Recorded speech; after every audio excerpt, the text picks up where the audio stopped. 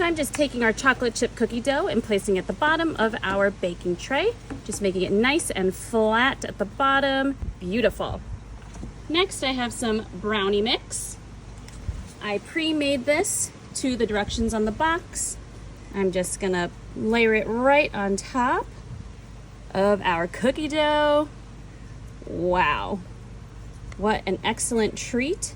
This is gonna be great for your summer camping, barbecues, so that when everyone's hanging out outside, you can be outside as well.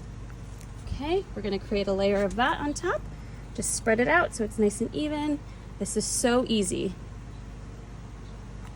Yum. Last but not least, to make this extra chocolatey, I'm gonna sprinkle on some chocolate chips.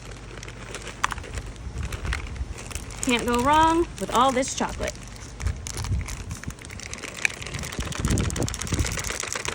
All right, we're ready to stick this on our grill.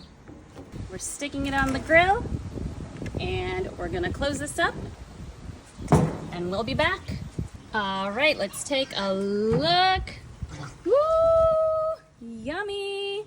So this was cooking for about 30 minutes. Wow, let's dig in. All right, super easy.